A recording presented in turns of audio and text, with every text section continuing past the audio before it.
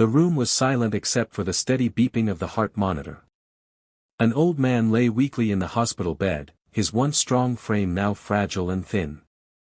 His suitcases of wealth and property papers meant nothing here, in a place where all that truly mattered was care and love. The doctors had done everything they could, yet they told each other in hushed voices that his body was not the real problem, his spirit was. He no longer had the will to live. He stared at the ceiling, his eyes heavy with years of loneliness. His family, who once surrounded him, had long abandoned him. Some left after arguments, others simply forgot about him once they had taken their share of his wealth. The endless phone calls he used to make were never returned, and birthdays passed like any other day, quiet, cold, and empty. As the nurse adjusted his blanket, he let out a faint whisper, more to himself than to anyone else. Money can buy medicine, but not love. His words dissolved into the sterile air, unheard, yet carrying the weight of a lifetime's regret. For the first time, he realized that the fortune he had built could not buy the warmth of a hand holding his, the comfort of a kind word, or the joy of laughter shared at the dinner table. In that moment, he did not long for more days of life, he longed for someone who would truly care if he lived at all. The next afternoon, the old man lay staring at the window, watching the sunlight fade into the dull white walls. His meal sat untouched on the tray beside him. Just as he was about to close his eyes, the door creaked open. A small boy, dressed in worn clothes and carrying a pile of books, stepped in quietly. He wasn't family, not even a patient, just an orphan who came to the hospital every day to help out and bring a little comfort to those who had no one. The boy paused when he saw the frail old man lying all alone. He walked closer, his smile soft and genuine. "Hello, sir," he said, placing the books on the chair. "You look like you could use some company." His voice was light, full of warmth that felt out of place in the cold hospital room. The old man blinked, surprised. No one had spoken to him like that in years, without pity, without expectation, just kindness. He cleared his throat, trying to speak, but his voice was weak. The boy pulled a chair closer and sat beside him. "Don't worry," he continued gently, "I'll sit with you for a while. You don't have to be alone." For the first time in a very long time, the old man felt the corners of his lips tremble into the faintest smile. Something inside him stirred, a flicker of warmth, a reminder of what it felt like to matter to someone. Day after day, the boy returned to the old man's room, carrying the same cheerful energy that seemed to light up even the dullest corners of the hospital. Sometimes he brought soup and carefully fed him spoon by spoon, sometimes he read aloud from his tattered books, and other times he simply sat and told funny little stories about the people he met on the streets. The doctors began to notice something unusual. The man, who had once refused to eat, now finished his meals slowly but steadily. His breathing grew stronger, his eyes brighter. "It's remarkable," one of them whispered, "as if he's found a reason to live again." Late one evening, as the boy hummed a lullaby softly to help him sleep, the old man felt a strange warmth spreading through his chest.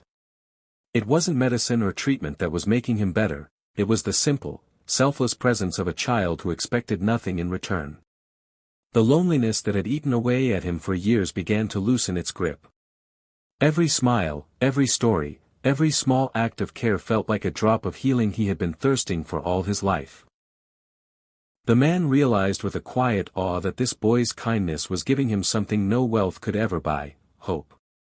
And for the first time in years, he closed his eyes not in despair, but in peace, knowing that tomorrow someone would be there to greet him with a smile. One night, the hospital was quieter than usual.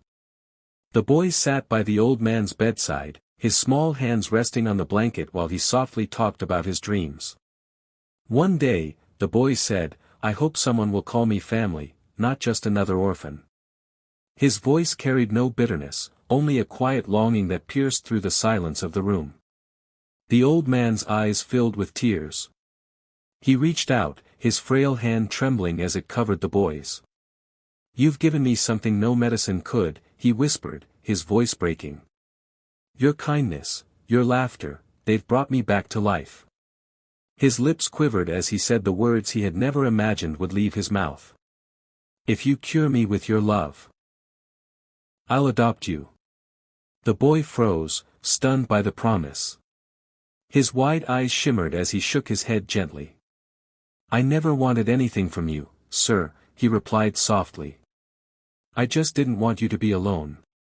His sincerity struck the old man deeper than any vow of wealth or loyalty ever had. For a moment, neither spoke. The only sound was the steady rhythm of the heart monitor, echoing the fragile but real bond that had grown between them. Then, with tears rolling down his wrinkled cheeks, the old man held the boy's hand tighter. For the first time in his long life, he felt something richer than money, he felt the warmth of family. Weeks later, the old man walked slowly out of the hospital doors, his steps unsteady but filled with new life. By his side was the boy, his small hand firmly tucked into the man's. The doctors and nurses who had watched his decline now looked on in quiet amazement. It wasn't medicine that had saved him. It was the bond of two lonely souls who had healed each other. True to his word, the man signed the adoption papers. When the boy heard his name followed by the word son, his eyes welled up with tears. For the first time, he belonged. No longer just an orphan wandering through life, he now had someone to call father. The old man, who once believed himself cursed with loneliness, now found himself smiling more than he ever had. His mansion, once cold and empty, was filled with the laughter of a child. At the dinner table, he no longer ate in silence, he listened to stories, laughter, and dreams. As days turned into weeks, the two built a life together, not bound by blood, but by something stronger, love freely given. The old man discovered that wealth was not counted in gold, but in the warmth of companionship. The boy learned that even broken hearts could choose to love again. Together, they proved a simple truth.